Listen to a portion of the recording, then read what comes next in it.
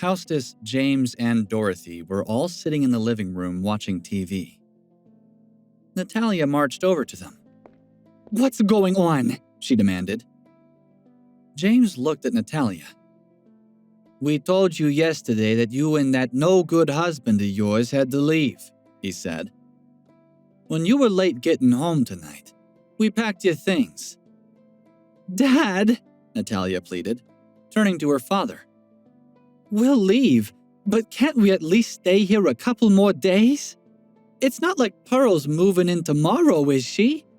And we don't have anywhere else to go." Hostess stared at the TV screen, indifferent to his daughter's words. "She's coming to see the room in 2 days," he said. "She doesn't know how long you and that piece of trash have been living here. You need to get out of here so we can clean the room and begin converting it into a usable space. We're going to start renovations tomorrow." Natalia stared at her father, dumbstruck. "There's no arguing with him," she thought. "How could he do this to us? To me, his daughter. I can't believe my own parents could be so cruel."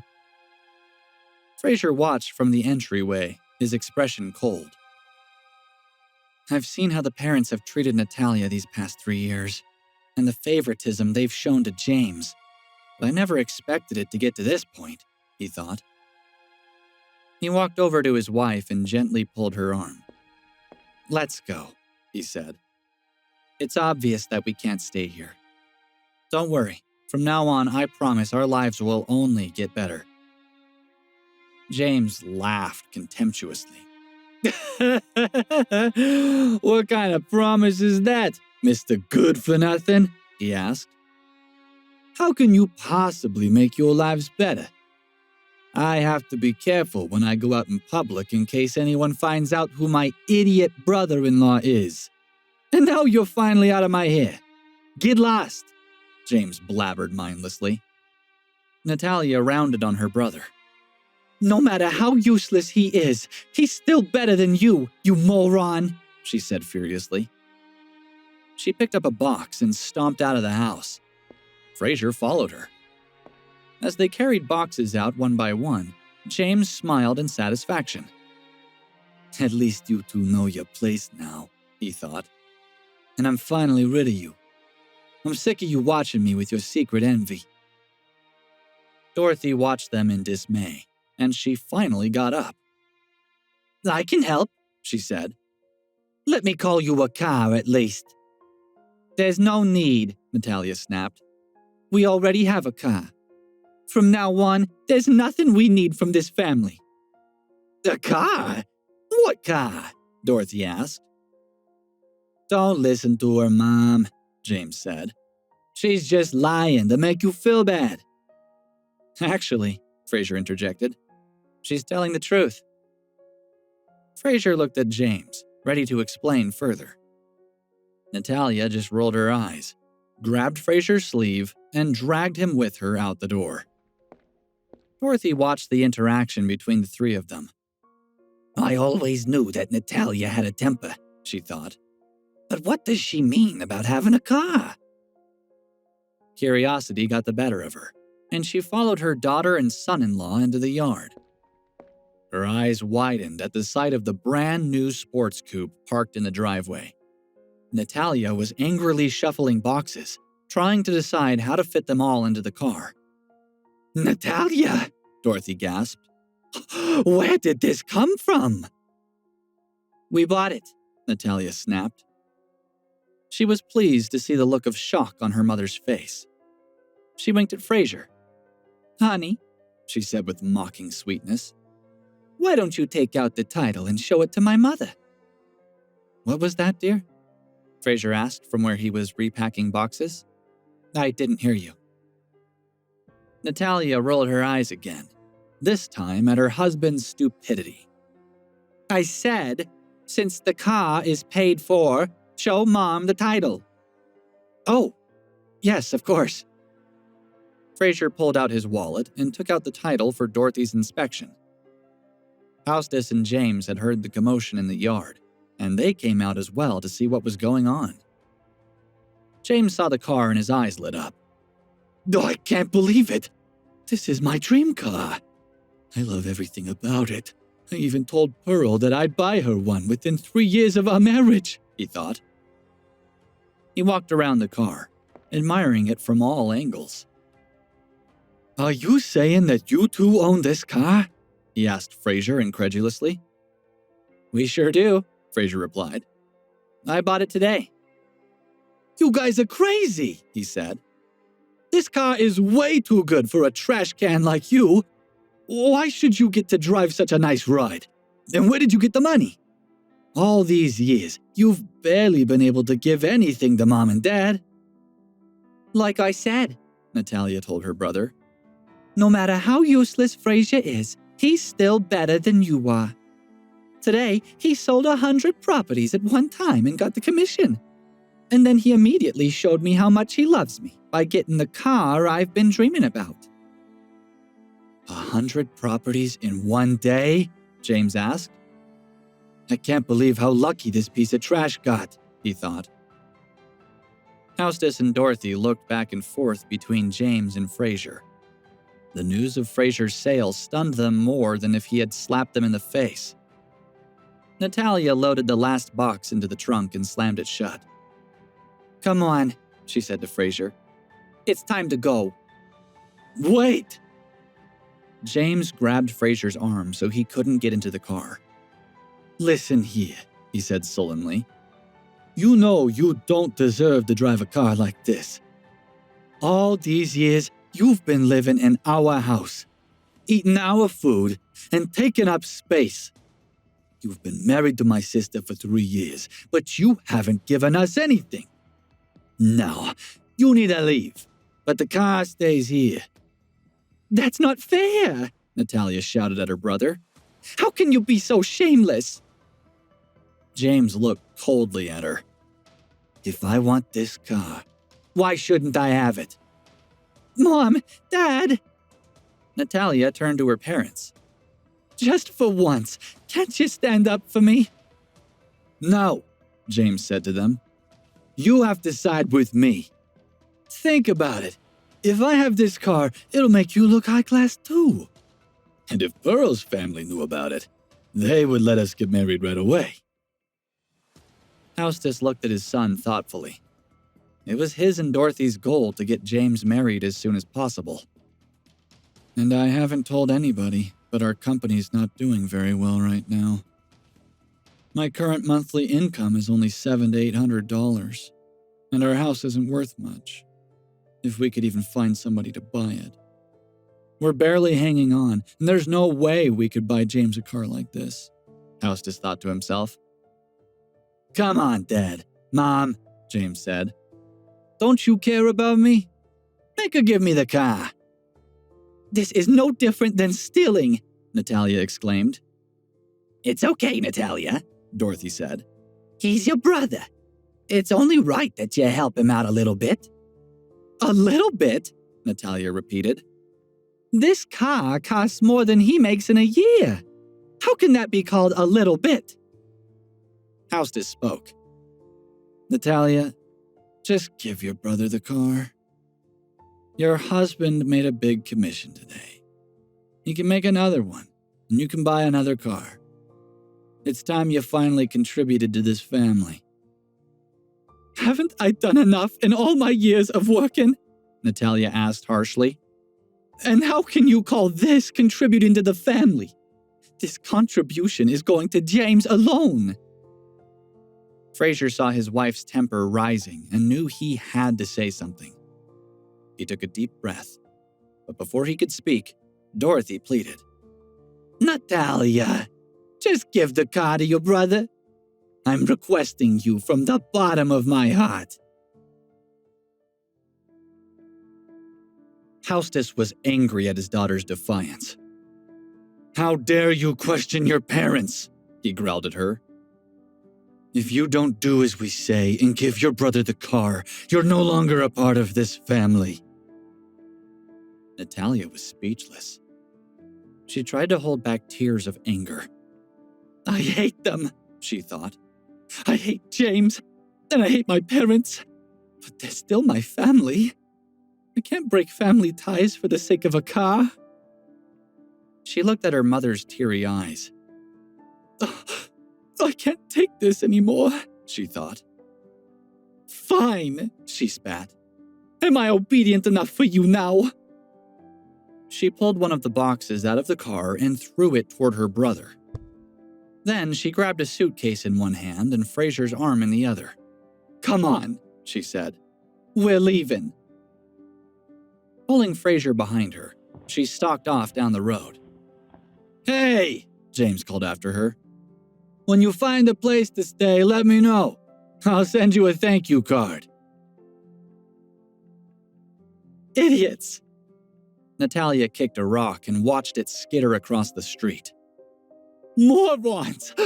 How could they do this to me? I barely had a chance to drive it, and now they've taken it away from me. How could this happen? She turned angrily toward her husband.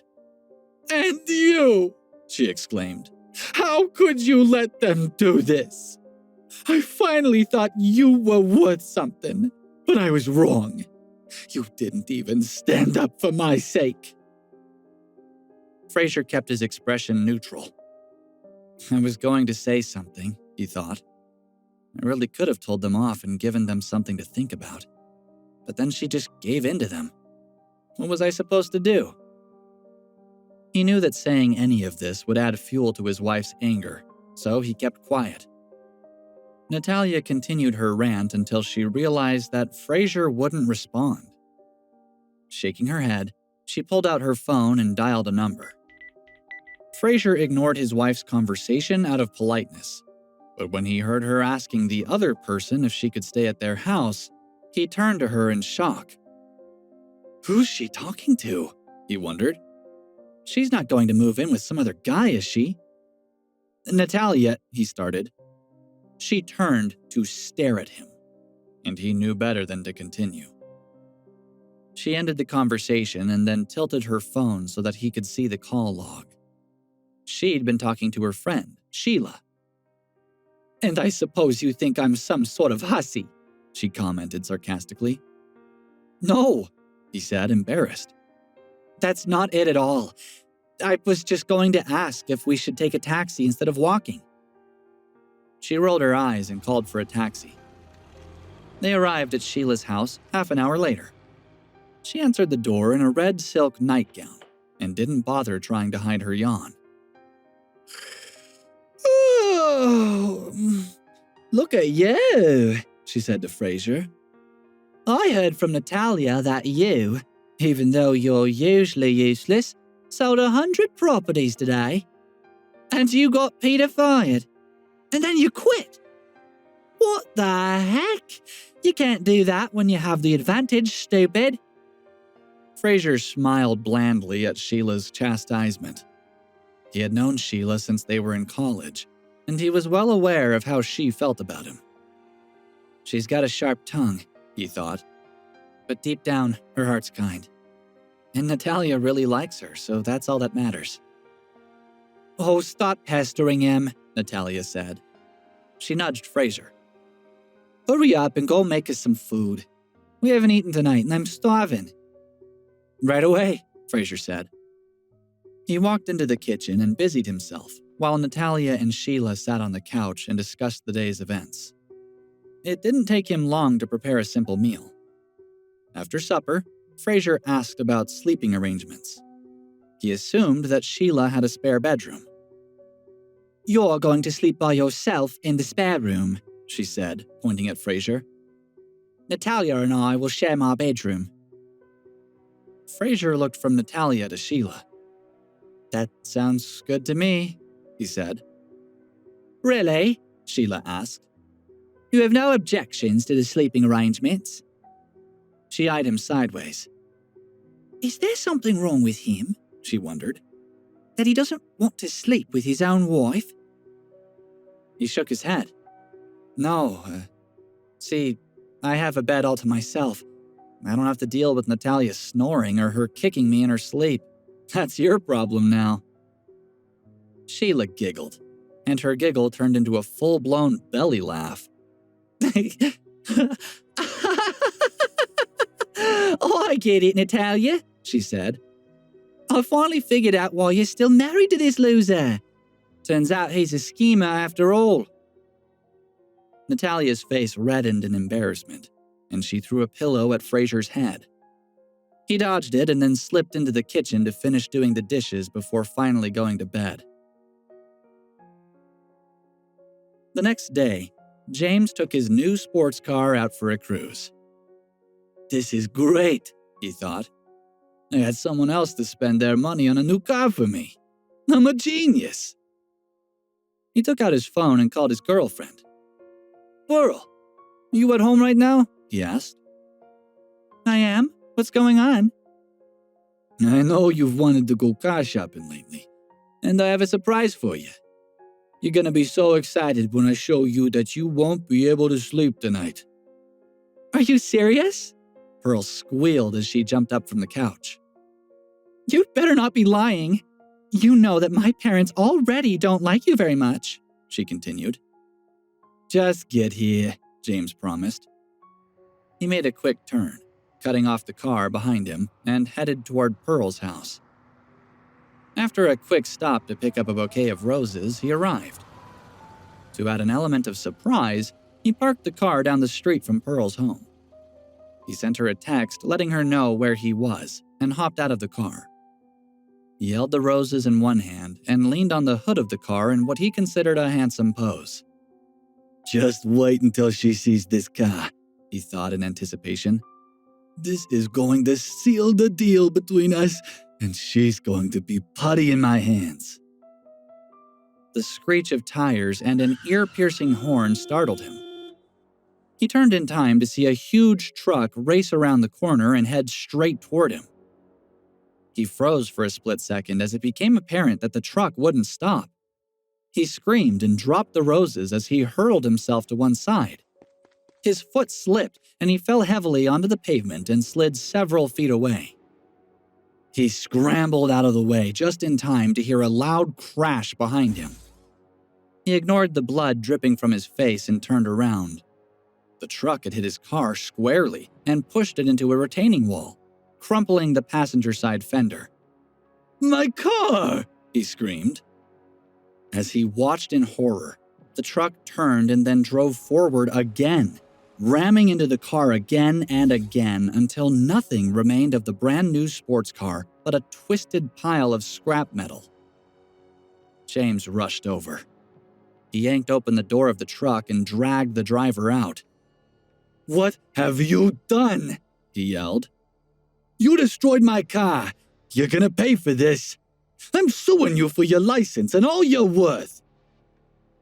The driver calmly removed James's hand from his arm. "You've got blood in your eyes," he said. "I don't know what you think you saw, but it never happened. Look around. There are no street cameras here. No witnesses. And if you don't get away from me, I'll crumple you like a tin can too." The driver shoved James away and got back into his truck. As he drove away, he dialed a number on his phone. "It's taken care of," he told his boss. "We just happened to run into each other." On the other end of the phone, Frazier smiled. "Well done," he said. The truck was long gone by the time Pearl walked down the street. She saw James sitting on the curb with blood on his face and a smashed car behind him. "What's going on?" she asked. "Is this supposed to be some sort of prank?" "It's not, I swear," James said, as he wiped the blood away with his shirt. "There was a truck. It came around the corner and smashed the car and then left." "You expect me to believe that?" She slapped James's cheek. "You're nothing but a liar." Within 2 days, Natalia had finished the exit paperwork from the Philly group, polished her resume, and posted it online. Her hard work paid off. Not long after it had been posted, the Robster Corporation called her to come in for an interview. On the day of the interview, Frazier insisted on accompanying Natalia to the corporate headquarters. They had timed it so that they arrived early. When he followed her into the building, she seemed to glare at him. I was in such a good mood this morning, she thought, and he had to ruin it. What are you doing? She asked.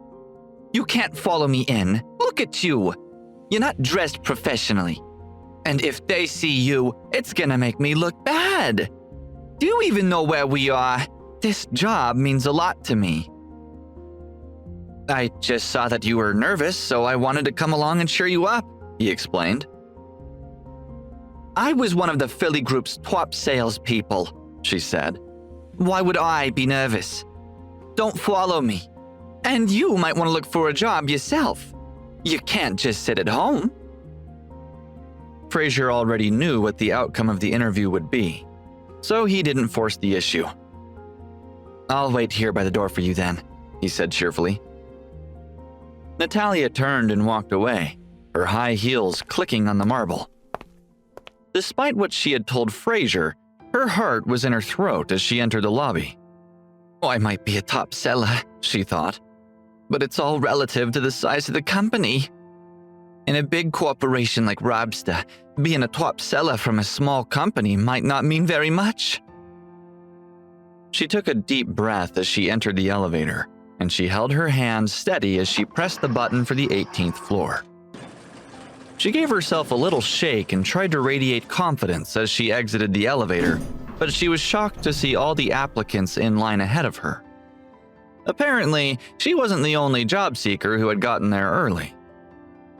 40 minutes later, she nervously entered the interview room. She looked to the front of the room, where 2 men and 1 woman sat.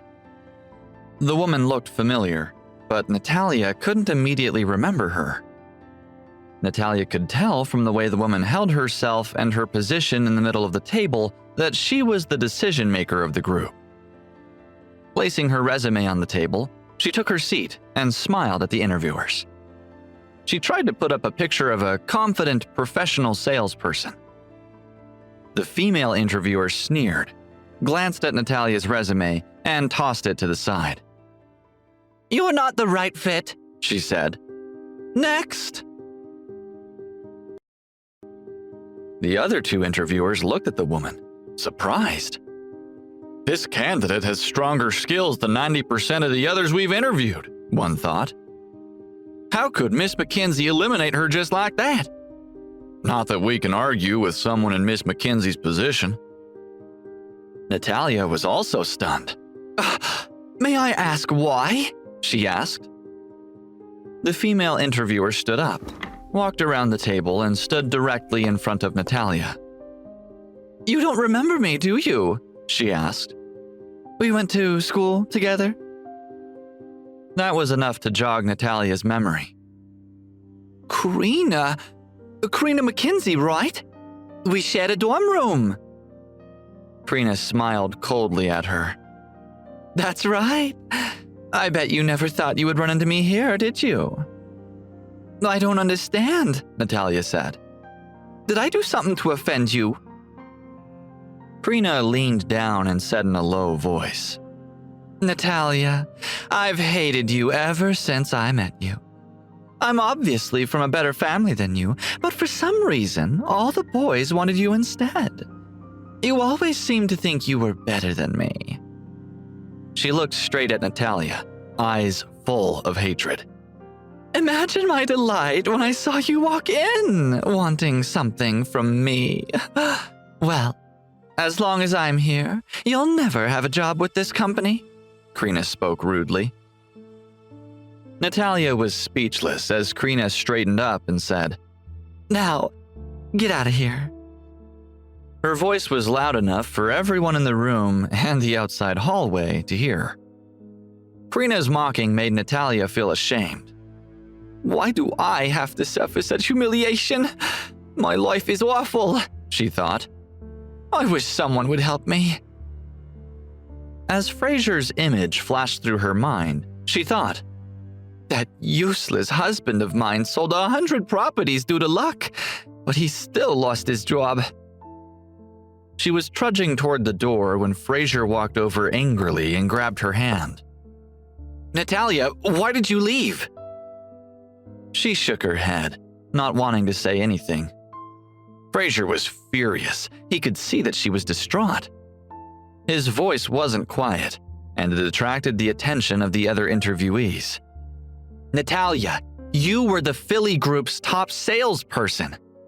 Although it wasn't a good company, they would never have achieved anything without you. Don't forget that you managed to become sales director there, so don't let anyone put you down. Her husband seemed able to give her a little strength. Her dull eyes regained some of their sparkle, and her sad face broke into a smile. Don't give up on everything that you've achieved, he said.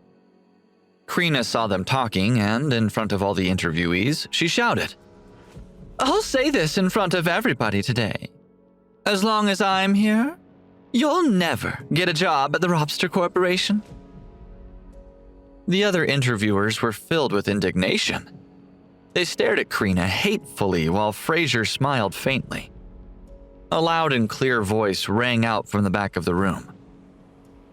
In that case, you can go. When the people there saw who it was, they started chattering. It's Mr. Wilson's personal assistant, Darren Shaw, someone said. He's just an assistant. Yet he dares to offend a member of the McKinsey family? Another voice sounded. Don't be fooled. Darren represents Mr. Wilson. Many of the decisions made by the upper echelons are delivered by him. It's going to be a good show, a third voice echoed at the back of the room. When Krina saw it was Darren, she became fearful, and her face turned pale. Even though she had relied on her family's connections to reach the top, the person in front of her was an influential figure. She wiped the arrogant expression from her face as she asked, Mr. Shaw, what did you just say? I said that you can go now. Why? Darren looked around and gave Frazier a reassuring look. He then roared. Robster is a public company and an equal opportunity employer. We aim to provide the best working environment for every talented person. Therefore, I have to announce that you will be stepping down from your position as personnel manager. Her legs became weak as she stared at him, dumbstruck, and said, You want to fire me? Aren't you afraid that my family will end their collaboration with Robster? You think too highly of yourself, Miss McKinsey. Mr. Wilson is extremely disappointed with your performance. You need to think about how to explain to your father why you got fired. Darren spoke in an authoritative tone. Darren picked up the resume from the floor and walked up to Natalia. I'm so sorry. This is our company's fault, and I hope you can forgive us. I'm happy to announce that you've been accepted. Natalia, you wait. The worst will come, hissed Krina threateningly. She didn't dare to get annoyed at Darren, so she could only aim her vitriol at Natalia. When she angrily left the room, all the candidates burst into thunderous applause. That Darren has some skills, Frazier thought. Not only did he solve my wife's problem, he even helped improve the company's reputation. Miss Laplace, if you're happy to accept our offer, you can go to the HR department to fill out the forms and officially start work today, Darren said. After Darren left, Natalia excitedly raised her hands high in the air and threw herself into Frazier's arms. Then, she realized something was wrong, and her expression changed. She looked at Frazier and said, You've changed. Just now you praised me in front of all these people. I just wanted to make you feel better, he explained. I'm in a good mood today, so let's go out and eat tonight and celebrate when I get off work. You go and reserve a table, and I'll ask Sheila to join us, she said chirpily. All right, no problem. Frazier knew he had achieved his goal in the building and had nothing left to do there, so he gladly left and booked a table in one of her favorite restaurants. Hey guys, Frazier here. Listen to the full episode of Unraveling the Son-In-Law exclusively on Pocket FM app. Click the link in description to install the app now.